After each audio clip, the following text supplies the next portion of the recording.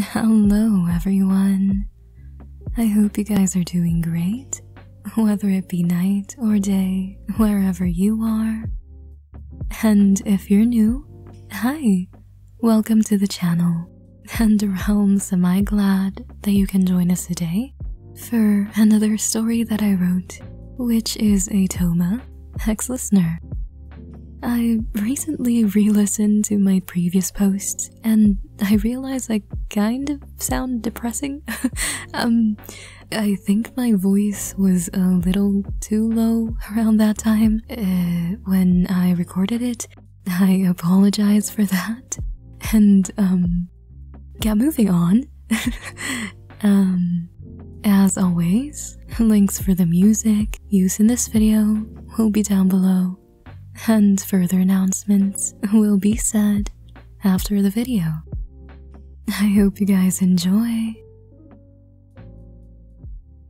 I see the crystal raindrops fall, and the beauty of it all is when the sun comes shining through. The soft crunching of sand underneath him served as a simple melody in its own right, lingering in his ears, along with a symphony of crashing waves daring to touch the soles of his footwear. The wind was crisp, and the sunset provided a radiating glow over one of the multiple beaches found in Inazuma. It was a sight to behold indeed, so much a better one, standing as a free man, no longer bound by the decree, nor chased by countless members of the Shogun army. The war was finally over, and it seemed like things were going to get better in Inazuma. The Shogun had some long thinking ahead of her, and it gave time to such fleeting luxuries he was indulging himself in.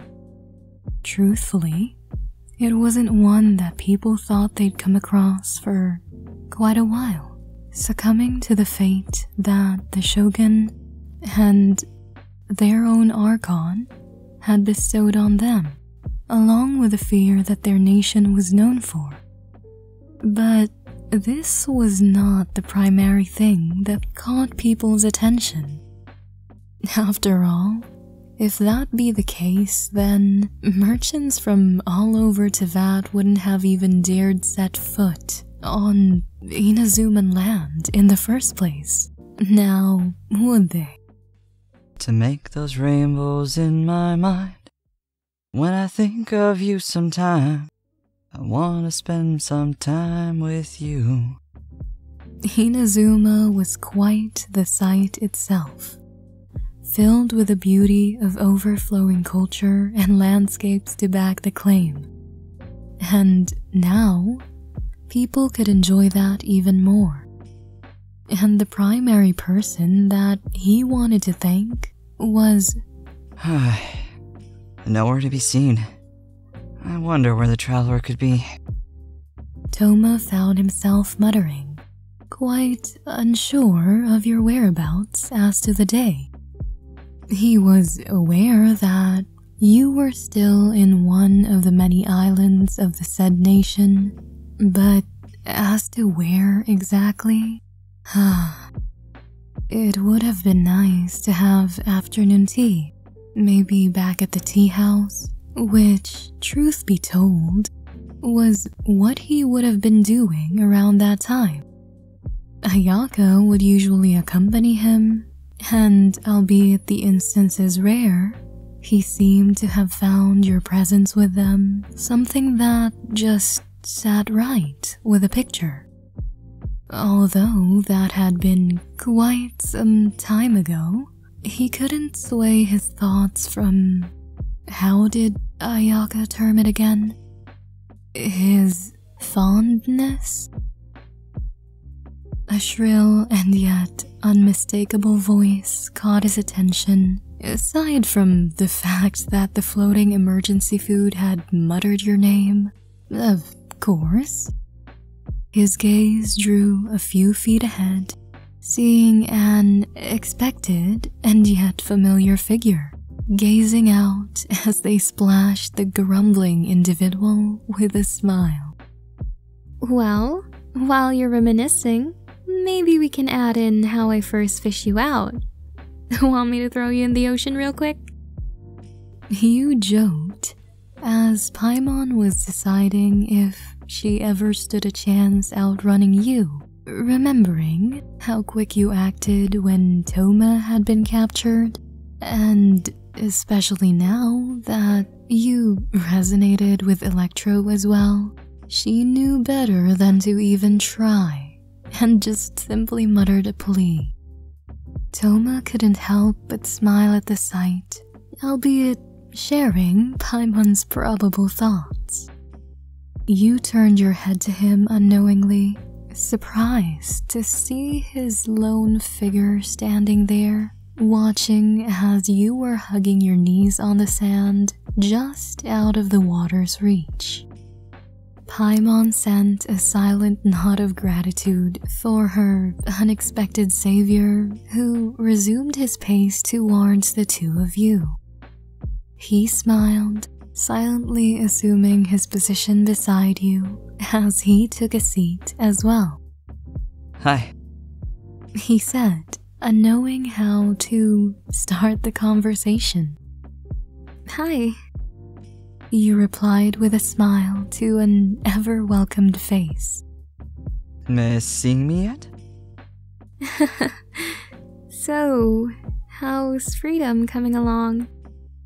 You asked, breaking the ice, earning a small chuckle from him in response. Well, it's definitely much better than being stuck inside the tea house all the time. I'd rather take fighting alongside you. Would be a lot more fun. He huffed out. You rolled your eyes, remembering the dreaded Raiden Shogun training arc that Yae Miko had you endure. It was worth it, but the strain that it had put you through made you hold quite the grudge against the machine. You had even considered bashing it into pieces after you had completed the task, if it were not only for the fact that Yae Miko might have probably done the same to you had you dared. If I were given the choice, I'd rather not be fighting most of the times. I just love to travel and take in the sceneries.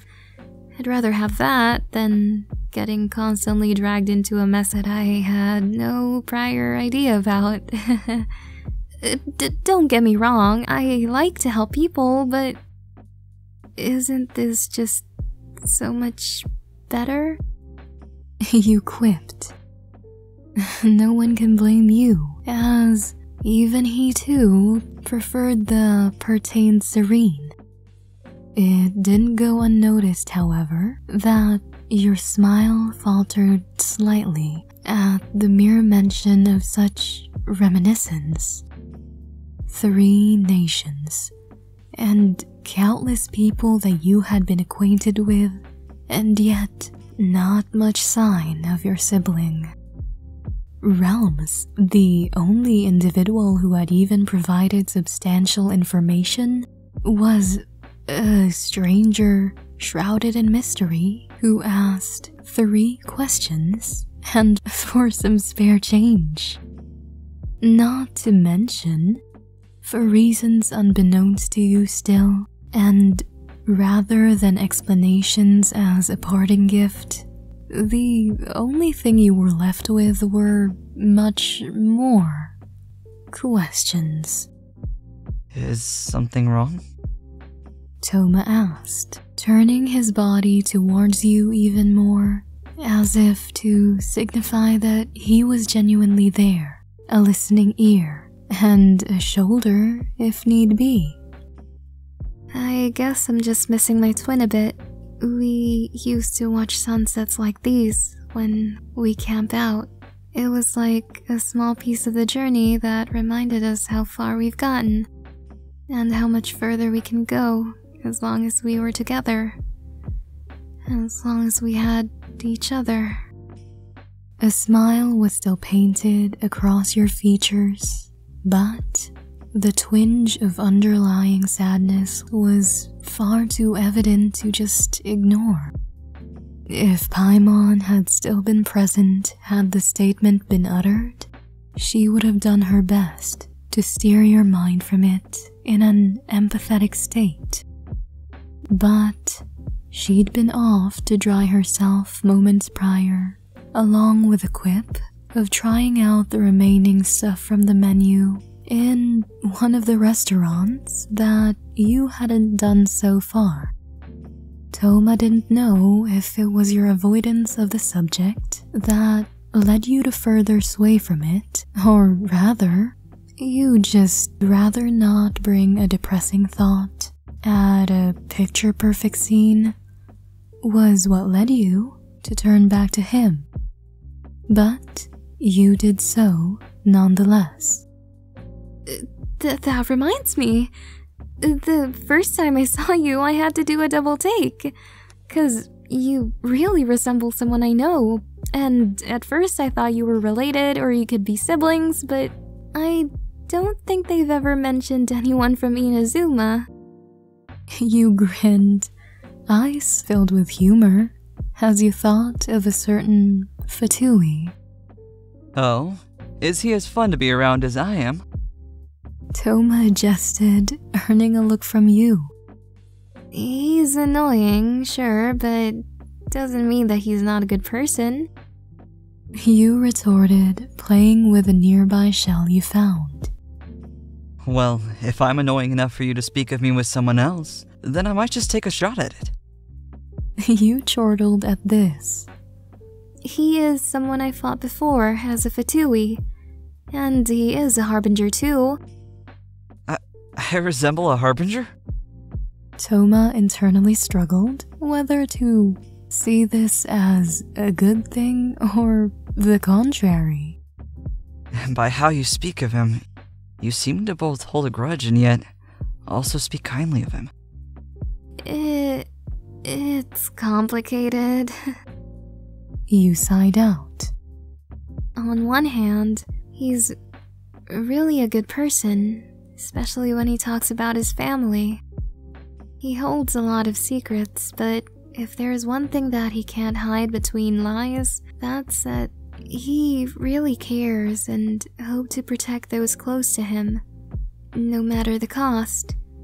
He can also understand if you're hiding something because he does hide a lot of things, and he easily sees things even when you try to hide them, and just overall cares for you.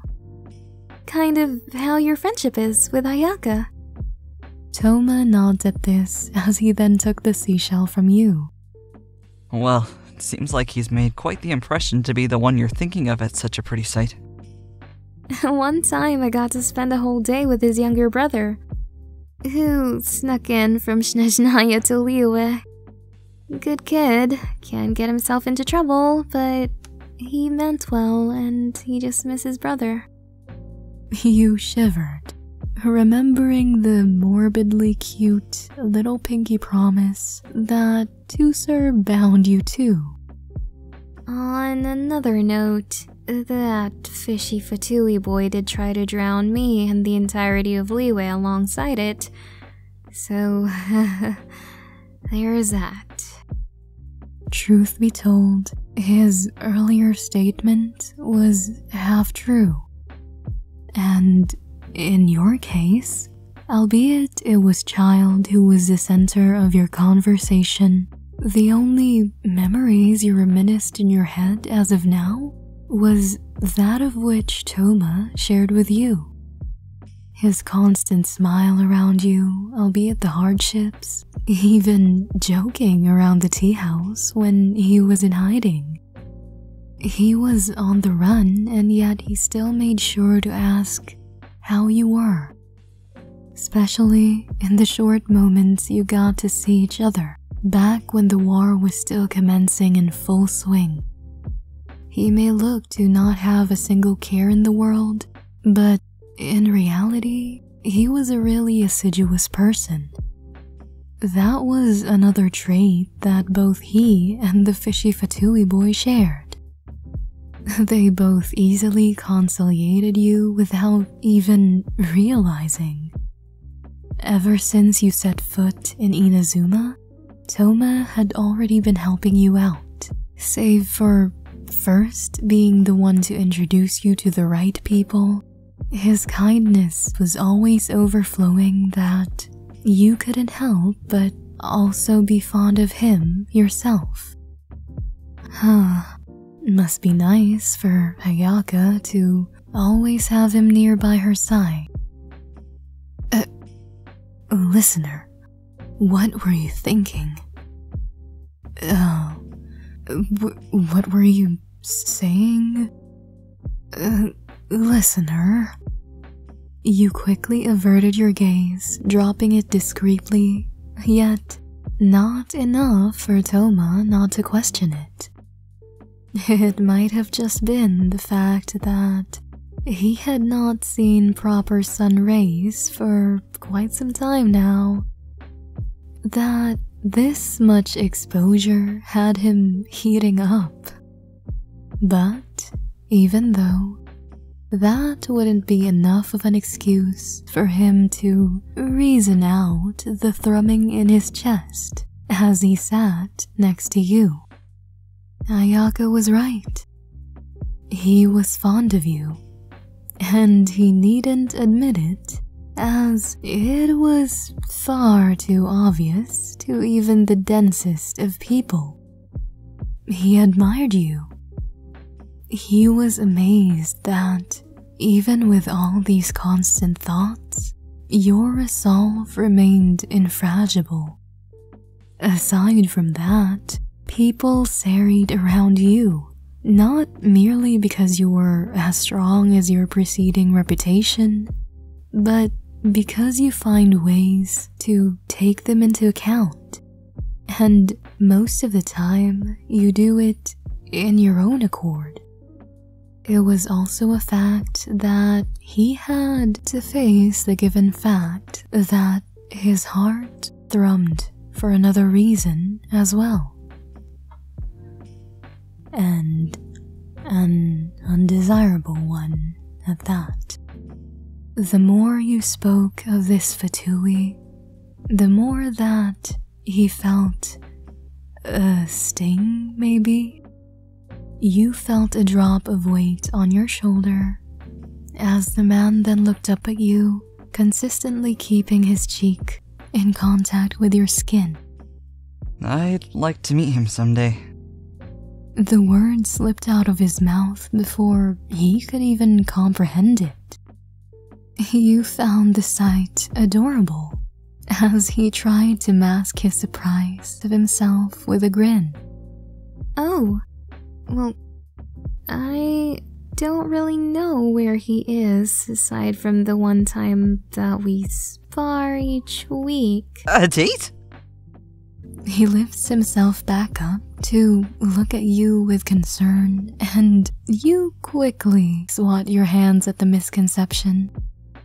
Oh, no, we just spar when I go to Liyue, and... Not only do you speak greatly of him, but he also gets to spend a day with you once a week? He pouts. We haven't even spent a while together. Traveler, I'm jealous.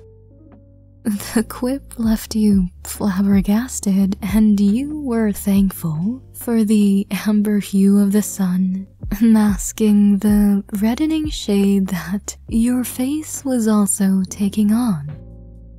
I can also beat you up if that's what you're asking? You retorted instead, lifting a fist towards him jokingly. Surely he was jesting, right?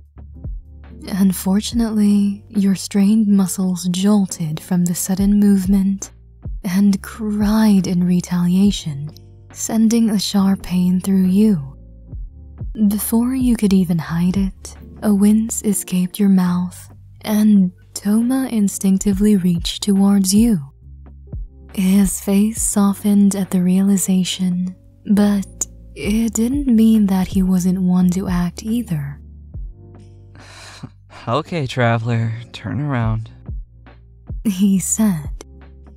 You obliged, confusion turning into stiffness as you felt dexterous fingers trail upon your shoulders and down to where your wings were supposed to be.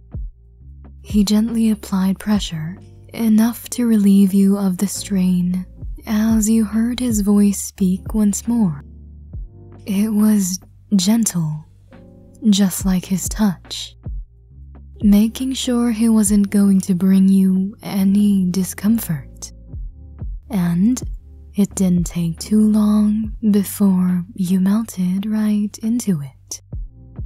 I'm fine. It doesn't matter how big or small, but I can't help but worry about you because I know whatever it is, it's real.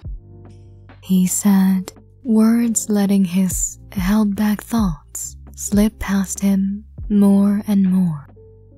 You jokingly leaned back, making him pause as your back was out of proper view. You don't really have to worry about me. Instead, his hands kept you down and pulled your head onto his lap, looking at you with a smile. I'm afraid it's too late for that now, traveler. All 3 nations stand a witness to probably remind anyone of your existence. Besides, well, here goes nothing. I wouldn't want to wake up one day knowing the time that I spent with the person that I grew to like was simply all in my head. You two stayed like that for a moment. If this was another one of his jokes. Hahaha, you really got me. Really funny. You said, taking the opportunity to sit back up. You're joking, right? You asked, knowing full well that you had hoped for the opposite. But you were scared. You feared to hope for something unachievable, and you couldn't bear lose another person that you grew to care about. Rather keeping the friendship than nothing at all, right? He held your back to him, unable to hide the growing embarrassment that he felt. Thoma? Of course you would have thought so. He'd always mess around with you, though that didn't change the fact that he was actually serious this time. Instead, Hey, listener. he said, finally uttering your name. What do you say we go somewhere? Go somewhere? You asked, confused of the sudden, unrelated quip. Since the changes in Inazuma, it's become easier to travel these days, and things seem to be more lax. I may not be your sibling, nor the Fatui you speak of, but...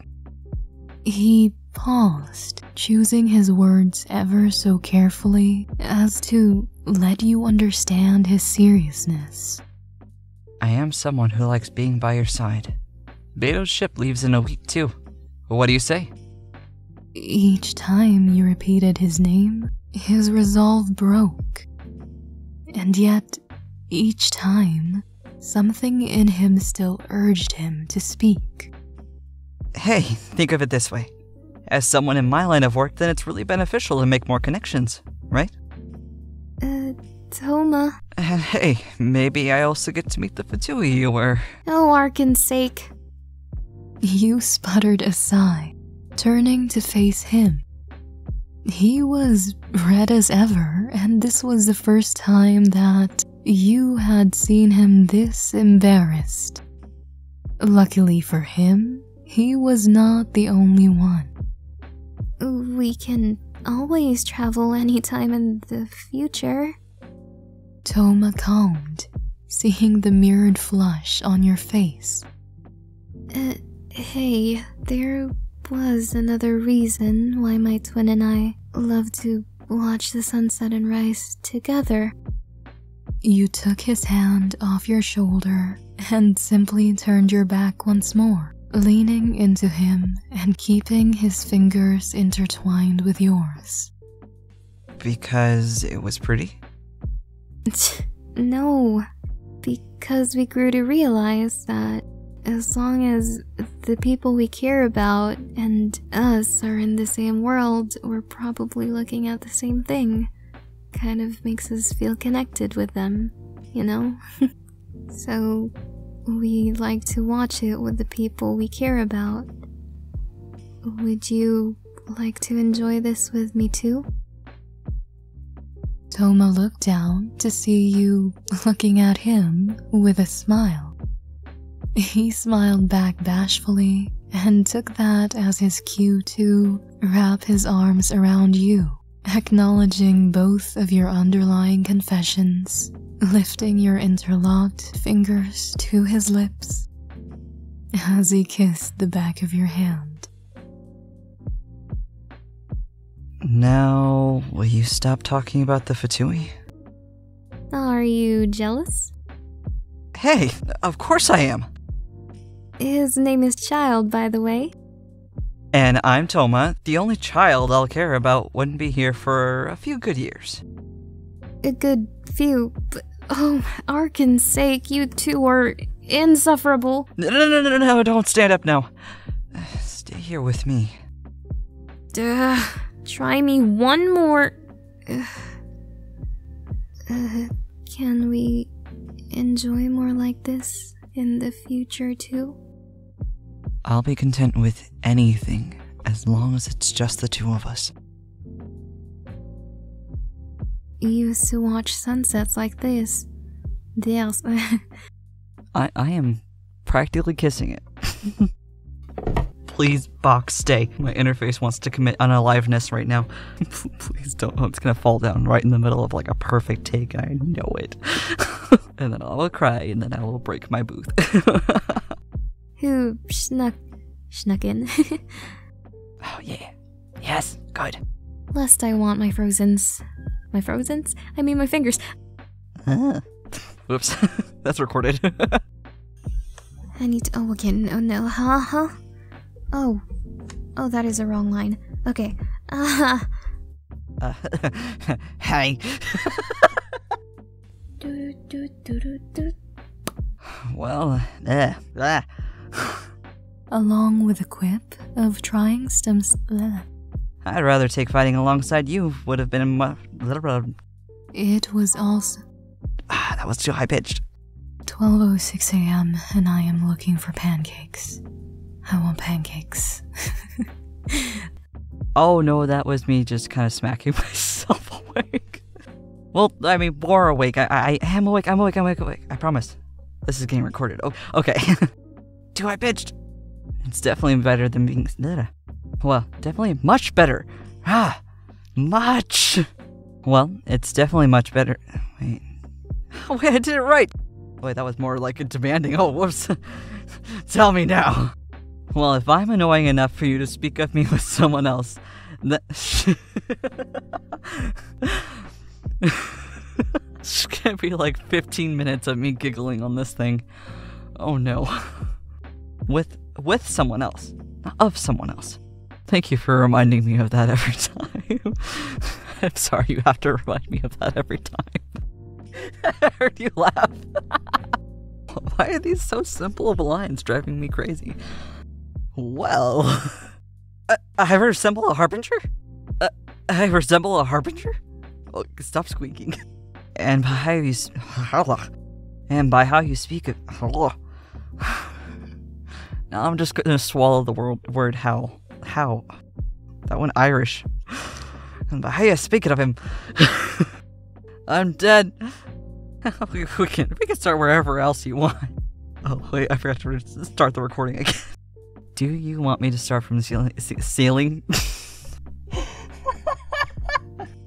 I'm gonna hate this song by the time this is done. I'm kidding. That told me not to sound sexy. There's a good blooper for you. Oh? No? filled with a blue... No, but it's a line that's meant to be soft. I know it is. I'm just an idiot. We're like right there. Come on, boys. What do you say we go somewhere? What do you say we go somewhere? Come on. Oh, that hurt my ribs to laugh. Hey, listener, what do you say we go somewhere? Oh, no. Unfortunately, I might just have to hold my laptop a little higher because my foot is cramping up and I am currently tilt sideways just so I can actually speak into the mic. It's not a good day. Since the changes in his... My legs are numb. Okay, so that was it, you guys. I hope you enjoyed this story. If you enjoyed, please consider subscribing, as I do post twice a week, mostly on weekdays. And I would also love to hear your reactions to how this audio sounded as well, because I'm leaning more and more to find a proper narrator voice. And, again, links will be in the description down below, and also my Discord tag is in the about page of my YT. I'm very much overjoyed whenever someone, contacts me over there, and I'd just be surprised to find people stating that, oh, I found your channel, and, well, welcome to my, you have found my bad life decisions. But, I hope you guys, like these anyways. Also, yeah, if you have any original stories that you have and, you would like to submit them, as long as I have the links and also the proper permissions for them, or you have anything really that you would like to submit, feel free to do so. And I'd love to hear if you also have some characters or scenarios that you have in mind that you want to hear on here. I'd definitely love to indulge you guys more on what you want. Just DM me and or place it in the comments down below, and I would definitely love to read them. Okay, that's really it. I better stop the recording now because it's been going on for almost 2 hours because the vehicles come around. I hope you guys have a great rest of your day. Stay hydrated, stay safe. Bye.